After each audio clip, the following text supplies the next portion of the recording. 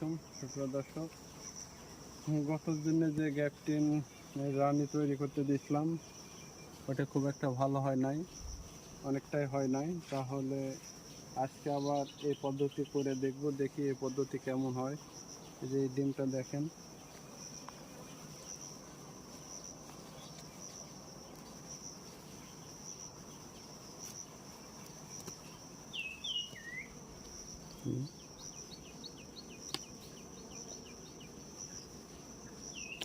এই ডিমগুলো এখন লার্ভার উপযোগী হয়েছে, হালকা 2-3 দিনের। তো এটা আজকে দিব। আসেন একটা ফ্রেম নিয়ে আসি, আজকে ফ্রেমে দিব, যে বক্সে দিব।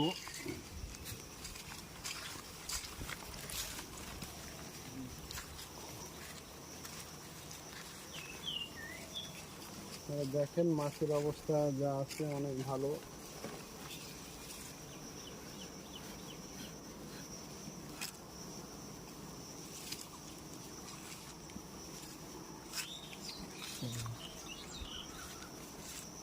মাঝখান থেকে একটা ফ্রেম তুলে নেব, এই ফ্রেমটাতে দেব। এই যে